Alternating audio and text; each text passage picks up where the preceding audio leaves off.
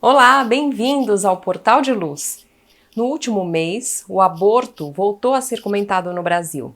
E com o objetivo de esclarecer e refletir sobre esse tema tão importante para a nossa sociedade, que diz respeito à vida, e em especial quanto à visão espírita sobre a importância da encarnação, no programa de hoje nós vamos continuar a acompanhar a entrevista exclusiva com o médico Dr. Gilson Luiz Roberto, que é presidente da Associação Médico Espírita do Brasil.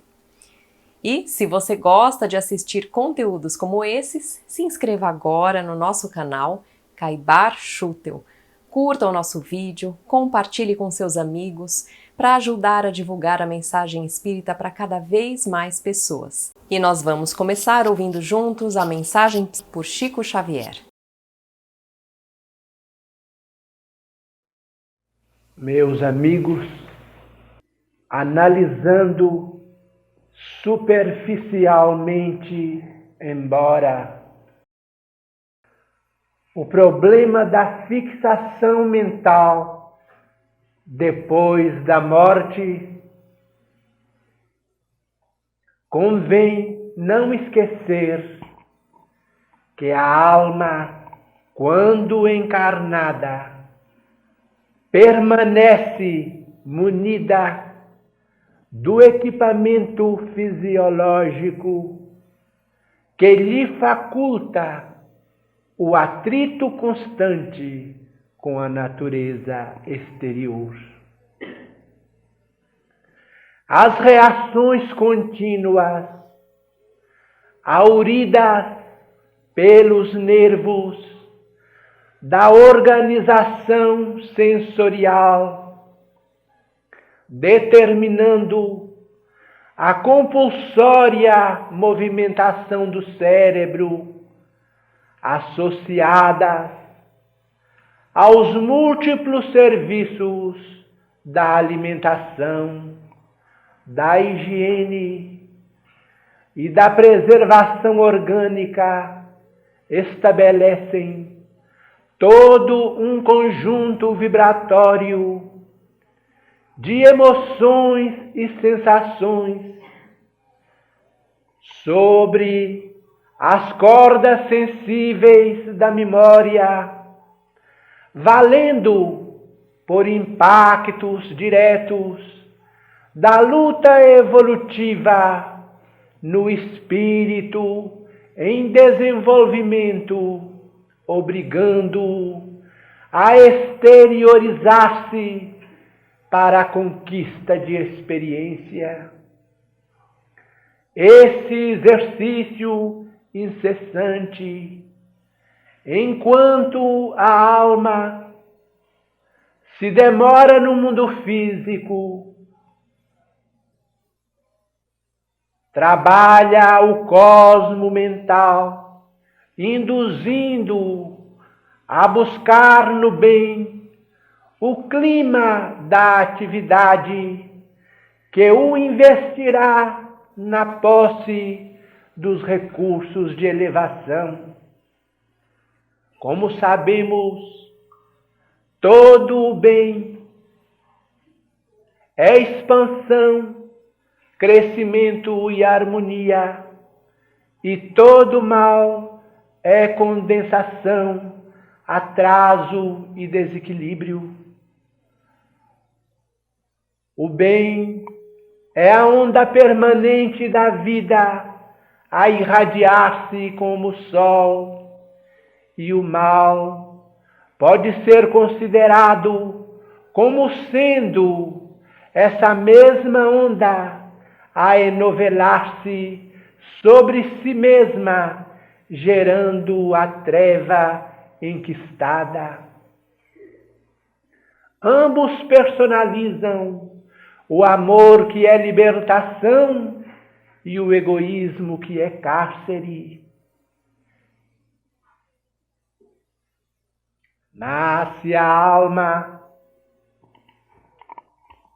não conseguir se desvencilhar enquanto na terra das variadas cadeias de egoísmo, como sejam o ódio e a revolta, a perversidade e a delinquência, o fanatismo e a vingança, a paixão e o vício, em se afastando do corpo de carne pela imposição da morte, assemelha-se a um balão eletromagnético pejado de sombra e cativo aos processos da vida inferior, a retirar-se dos plexos que lhe garantiam a retenção através da dupla cadeia ganglionar do grande simpático, projetando-se na esfera espiritual, não com a leveza específica suscetível de alçá-la aos níveis superiores em circuito aberto, mas, sim, com a densidade característica da fixação mental a que se afeiçoa, sofrendo em si os choques e entre-choques das suas próprias forças desvairadas em circuito fechado, revelando lamentável desequilíbrio que pode perdurar até mesmo por séculos, de acordo com a concentração de pensamento na desarmonia em que se compraz. Nesse sentido, podemos simbolizar a vontade como sendo a âncora que retém a embarcação do espírito em seu clima ideal. Como vemos, é preciso consagrar nossa vida ao bem completo e incondicional, a fim de que estejamos de acordo com a lei divina, escalando ao seu influxo os ácumes da vida superior.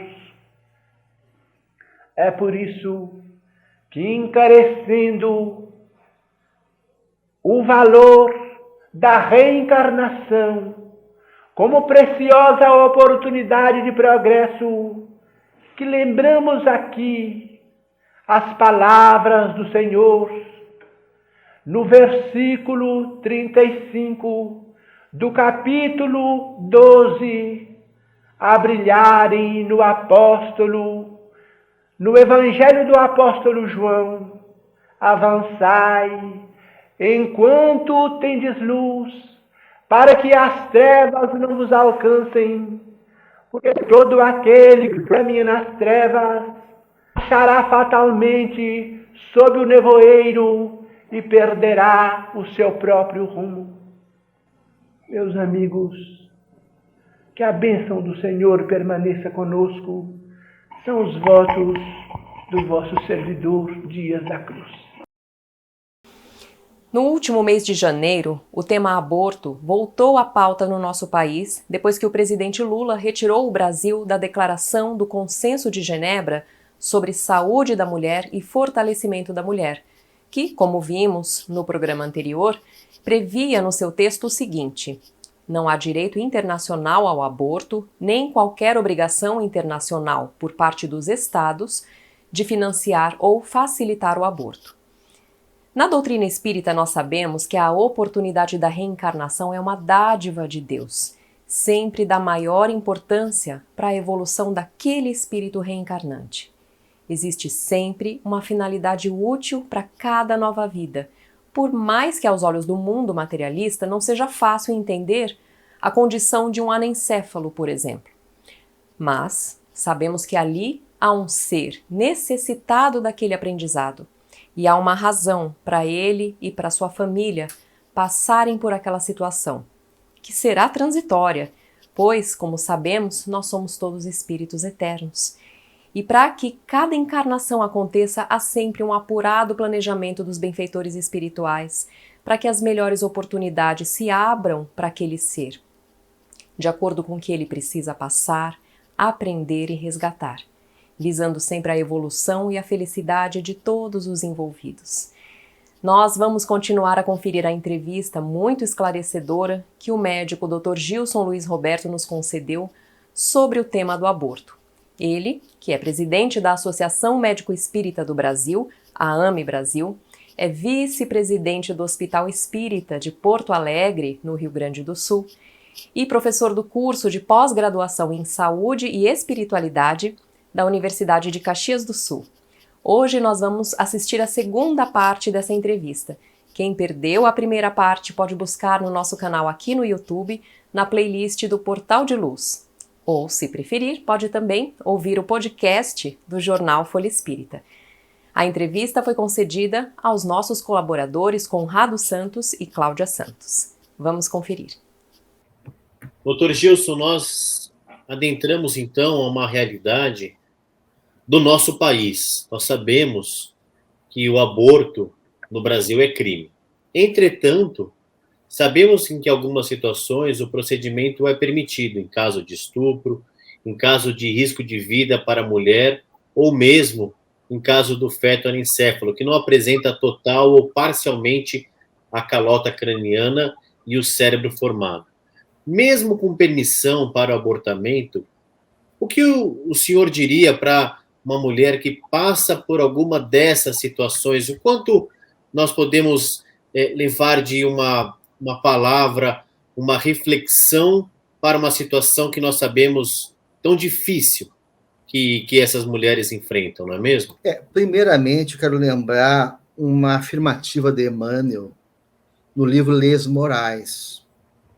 Nesse livro, Emmanuel fala que, embora as leis humanas permitam o aborto, as leis divinas não permitem, né?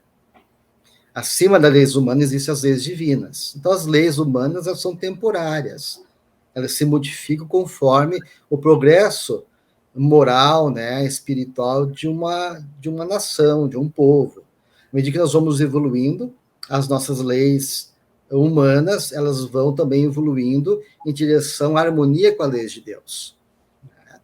Então, no caso, no Brasil, né, como tu falaste, né, Conrado, há a permissão desses casos de abortamento.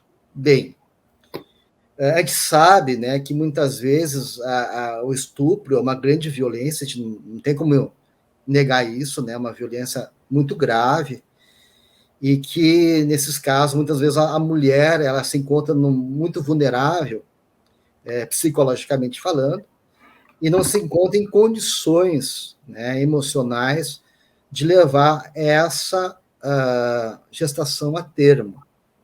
Né? Mas nós já encontramos também mães que optaram em levar a gestação e tiveram uma relação com aquela criança, conseguiram desvincular, né, a criança da imagem do agressor e ter uma relação materna de muito amor e que muitas vezes aquela criança vai constituir daí uma alegria, né, para aquela mãe. Tem vários relatos, vários casos que a gente observa. Então, se a mãe conseguir superar essa dificuldade, recebendo, né, o apoio emocional, o apoio psicológico, muito melhor conseguir levar a gestação a termo. Por quê? Por quê, Conrado? Porque se ela vai interromper essa gestação, né, vai fazer o aborto, ela vai ter o parto induzido, né, vai passar por um processo de violência. Porque todo aborto é uma violência contra a mulher. Uma violência que vai deixar marcas profundas psicológicas na mulher. por mais que não haja nenhuma pressão da sociedade. A gente vê isso na própria Europa, em que lá o aborto ele é liberado, não existe pressão psicológica nenhuma, e as mulheres desenvolvem síndrome pós-aborto. E é tão grave essa síndrome, porque aumenta a violência, né? A mulher fica mais violenta, aumenta o uso de álcool e drogas, a mulher que faz o aborto, aumenta também o caso de depressão, de suicídio, que algumas mulheres na Europa criaram uma sociedade, uma associação de vítimas do aborto, porque disseram para ela, é simples, é fácil de fazer, né? Então pode fazer, e elas acreditaram nisso. Até depois, então, do ocorrer do aborto, ter essa síndrome, que são flashbacks da situação que ocorrido, né? Começa a ter pesadelos, começa a lembrar da situação ocorrida, e se torna uma situação extremamente danosa para aquela mulher, né? Porque ela perde a paz, ela entra num quadro de crise de ansiedade e leva à depressão, né? Isso é um desespero para essas mulheres. E ninguém falou isso para elas. Ao contrário, dizer que era muito fácil. Então, se tu vai produzir um aborto de uma mulher que sofreu estupro, vai ser duas violências. E se tu vai fazer o aborto, vai acelerar um processo que pode acontecer daqui a alguns meses, por que não tentar levar isso mais adiante? Se tu vai fazer o procedimento, né, ginecológico, obstétrico ali, né, de interrupção da gravidez, de expulsão do embrião ou do feto, por que não tentar dar o apoio psicológico e levar isso até o máximo possível, que as crianças tenham maturidade para poder fazer o parto e sobreviver, e doar para uma mãe que quer ser mãe, né, e não pode, e que muitas vezes está aguardando anos e anos na fila de adoção, e poder fazer a alegria de uma outra mãezinha. Então, nós entendemos essa situação das mães que passam por essa violência. Mas se essas mães entenderem que ali existe um espírito, uma vida que não tem nada a ver com o agressor, é uma outra individualidade, e receber esse suporte psicológico, nós acreditamos que isso vai ser muito menos violento, né? Muito mais favorável a essa mãezinha do que interromper essa gravidez com uma violência que eu considero o abortamento. Para você, inclusive, comentar com a gente o caso, a gente teve aquele caso polêmico, né, o ano passado aqui no Brasil, da menina de Santa Catarina, de 11 anos, estuprada, levou a gravidez praticamente até o 7º mês, né, porque teve aí uma questão no meio do caminho dela não conseguir legalmente fazer o aborto, né. Eu queria que você comentasse um pouco desse caso, porque realmente foi um caso movimentou o Brasil, né? Aí a questão de ser uma criança, né, de 11 anos gera mais impacto ainda, né, Cláudia?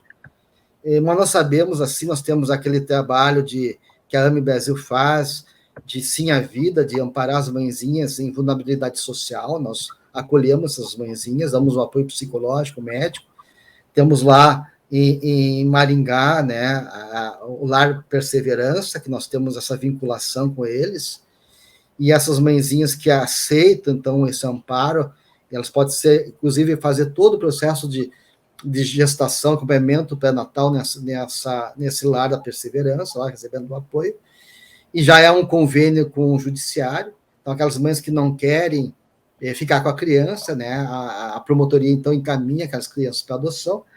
Eu tive um caso que eu acompanhei, que é aqui do Rio Grande do Sul, que nós não temos ainda uma estrutura para acolher a mãe aqui em Porto Alegre, mas era uma moça de Passo Fundo, uma menina de Passo Fundo, que sofreu um estupro. Ela morava com a avózinha dela, e ela, então, foi acolhida no Lar Perseverança, lá em Maringá, no Paraná. Então, nós pegamos ela na rodoviária, colocamos ela no hotel aqui em Porto Alegre. Outro dia levamos ao aeroporto, e lá ela foi também então, amparada, e ela foi acolhida, recebeu amparo psicológico, teve o bebezinho, uma criança linda, linda, linda. Né? Depois eles mandaram a foto, ela agradeceu muito, né, por ter tido esse amparo, e pôde ter a criança, mesmo por uma violência sexual, né, sofrida um estupro, sem ficar depois com essa culpa, né, com aquele chamado luto incluso, que a mulher não pode viver o luto, a perda, e gerar esse síndrome pós-aborto. Então, conseguimos acolher. Então, a gente vê nesses casos assim, que a gente atende lá em Maringá e em outros estados do nosso Brasil, de amparo a essas mãezinhas, o parto em adolescente, criança, é muito comum, pessoal. Né? O pessoal se escandaliza com criança de 11, 12 anos grávida, mas isso aí faz parte da realidade brasileira. Né? Então, os nossos obstetras fazem parte seguido de adolescente, de crianças. Então, o que está faltando realmente? Uma educação. Né? Uma educação para a sexual, uma educação geral. Né? A pesquisa lá no Chile mostrou que a mortalidade materna não diminuiu com a aprovação do aborto, mas pela educação, né? Pelo planejamento familiar. Então, há outros caminhos para evitar esse tipo de acontecimentos, que são bastante graves, né, que afetam as nossas crianças, os nossos adolescentes, mas, como eu falei, nada justifica uma outra agressão para essa mãe, que é o abortamento. Então, a gente pode dar todo o amparo psicológico, todo o afeto, evitar que se crie uma síndrome pós-aborto, amparar essas duas vidas, né, que na verdade são duas vidas que estão em jogo, a vida da mãe e a vida da criança. Então, a gente se preocupa muito com a mãezinha, o que é importante. Né? A sociedade fica muito sensibilizada pela situação que a mãezinha está vivendo. E realmente precisa se sensibilizar. Mas esquece de uma outra vida que está ali, que merece o mesmo carinho, a mesma atenção da sociedade. As duas vidas merecem esse carinho. Eu me lembro que nós fizemos um artigo, né, defendendo a vida, no caso daquela casa do Espírito Santo também, que era outra adolescente, né, praticamente criança que teve aborto. Nós sofremos muitas críticas por defender a criança, né? A gente estava defendendo, na verdade, a criança e a mãezinha. E eu falei para as pessoas, olha, vai passar daqui a um mês, ninguém vai falar dessa mãezinha. Mas nós, da Brasil, vamos continuar atendendo as mães, acolhendo as mães em nossos projetos, dando suporte psicológico e médico. Então, as pessoas que criticam não fazem nada, muitas vezes, para amparar essas mães e essas crianças. Mas nós fazemos. E nos preocupa, sim, essas duas vidas. Então, se a gente puder dar esse suporte psicológico e manter essa gestação até o final, muito melhor para essas duas vidas, né? Tanto para a mãezinha como para a criança. Isso, a gente tem experiência nisso, pessoal. Tá? Não é uma coisa que está falando em tese, a gente vive isso, essa realidade em nossas associações de amparo, de acolhimento dessas mães em vulnerabilidade social. E a questão do anencéfalo, né? As pessoas dizem, mas ele vai morrer. Bem, se vai morrer, porque não deixa o processo correr naturalmente. Né? Vamos acelerar o parto, sim, mas você vai fazer o parto agora, vai fazer o parto depois, por que não esperar um pouquinho depois? Vai passar pelo processo de parto igual? Vai ser induzido antes? Mas por que não esperar? Não, mas tem uma criança ali que está no encéfalo. Mas é criança. E se ela sobreviver alguns segundos, alguns meses, como já aconteceu, e olha, já houve engano na medicina. Já teve casos em que a ecografia falava em hidrocefalia, em problemas de anencefalia, né? E as mães optarem em manter a gestação, a criança nasce bem, sem hidrocefalia, sem anencefalia. Então, pode haver também erros de diagnóstico, porque o exame depende da interpretação do profissional que está ali. E isso pode acontecer erros, né? Então, eu acho que nesses casos de estupro e de anencefalia, podendo manter a gestação, muito melhor, embora a lei permita. No caso de risco materno, Conrado, eu acho que é uma coisa mais complicada. Por quê? Porque proteger a mãe também é proteger a criança. O fato de tu acelerar o parto, interromper o parto, também é uma forma, não é necessariamente um aborto, uma tentativa de salvar, né, a mãe e salvar a criança também. Então, nesses casos, Eu acho que é o único caso que justifica, até a própria espiritualidade também fala sobre isso aí, né? Que é melhor, então, proteger uma vida que já existe do que uma outra que está sendo constituída.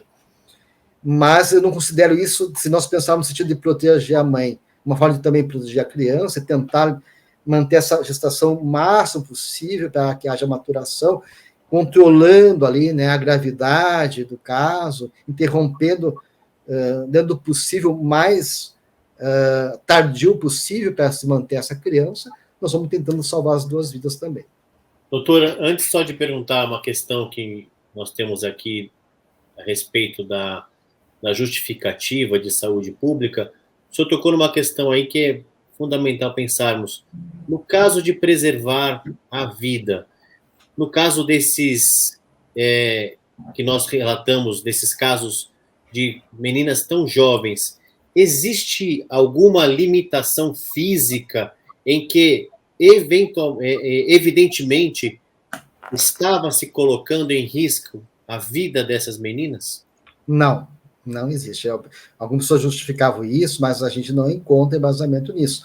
É claro que tem que olhar cada caso, porque uma gestação ela pode gerar algumas alterações, né, na pressão arterial da mãe, alguns casos pessoais, mas não é a idade em si, né? A gente pode acontecer até com mulheres já com mais idades, problemas de gestacional. Então, o fato de ser uma menina gestacional, isso não implica como sendo uma justificativa médica, viu, Conrado? Como eu já falei, isso acontece frequentemente na sociedade nossa brasileira. As pessoas podem não estarem atentas a isso, mas isso acontece frequente. Tá? E a gente vê nas próprias, aqui onde eu trabalho de amparo, a gente tem um trabalho de amparo numa vila ali, de Evangelho no Lar, né, que uma casa espírita faz aqui numa vila em Porto Alegre, eu acompanho como médico, com uma mala de remédios, e a gente aproveita o Evangelho também para dar o atendimento médico. E a gente vê vários casos ali, né, de crianças, mãezinhas, já com vida sexual ativa, né, na vila, muitas vezes, infelizmente, ter um marido, né, ter uma pessoa, uma forma de proteção, eles começam cedo. A gente já vê crianças com 12 anos, com 13 anos, já com filhos, né, isso é uma coisa assim, que eu digo infelizmente, né, porque não é questão nem gestacional, é questão de maturidade, né, psicológica. Então, falta realmente uma educação, um amparo, mas é uma realidade, infelizmente, muito comum, né. Então, o fato médico não existe para que haja esse abortamento. Gilson, tem duas questões que você comentou que eu acho que eu vou acabar juntando em uma única questão, porque diz respeito à questão social no Brasil, né? É muito comum a gente ouvir, inclusive... Só para mim concluir, uma coisa que eu me lembrei, porque, Conrado, o parto vai ser feito igual, né?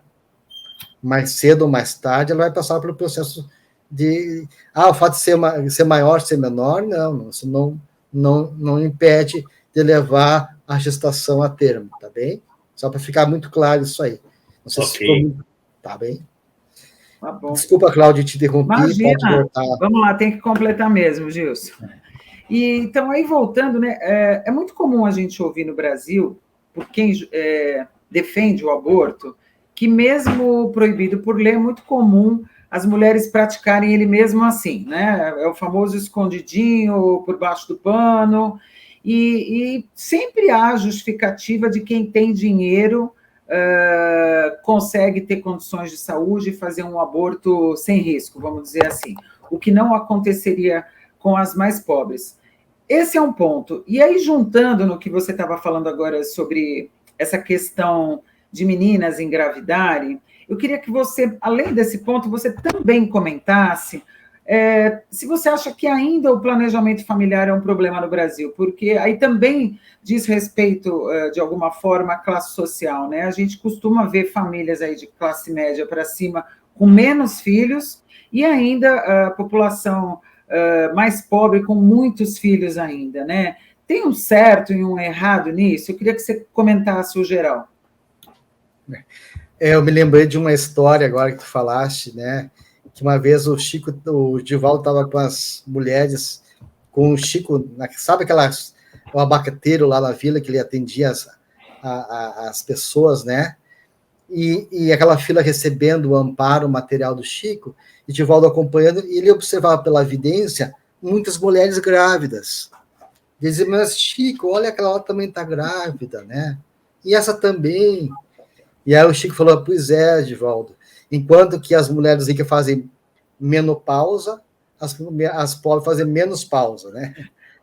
Então, na verdade, eu acho que o abortamento é muito maior entre as ricas. Tanto que tu falaste mesmo que as mulheres pobres têm cheio de filhos. As ricas fazem mais aborto. Porque não querem comprometimento, que não querem responsabilidade, por várias questões, que a gente não vai entrar aqui, né, nem querer julgar, mas o aborto é muito maior entre as ricas. Não tenho dúvida quanto a isso aí, Cláudia. As pobres estão cheios de filhos lá na vila, né? Mas eu acho que é importante, sim, o planejamento familiar, eu acho importante a educação, né, orientação, mas são também é o direito da mulher, mesmo sendo pobre, ter mais filhos, né, e poder seguir o caminho conforme a consciência de cada um, conforme também o compromisso que nós assumimos perante a justiça divina, né? Cada vida, cada existência, como falei, existe uma finalidade, existe uma razão que muitas vezes foge à nossa capacidade de apreensão, né, de entendimento total. Estamos encerrando por aqui. E na próxima semana nós vamos continuar conferindo essa importante conversa do jornal Folha Espírita com o Dr. Gilson Luiz. Não perca, será a terceira e última parte. E se você gostou do nosso programa, curta esse vídeo, compartilhe com seus amigos e no nosso canal no Caibar Schutel você também pode encontrar outros conteúdos inéditos, aulas, cursos sobre livros da doutrina espírita e também o nosso Evangelho no Lar, que acontece diariamente às 9 da noite e muito mais. Se inscreva no canal e acesse para levar mais luz para o seu dia e para o dia de todos aqueles que você ama. Muito obrigada e até a próxima!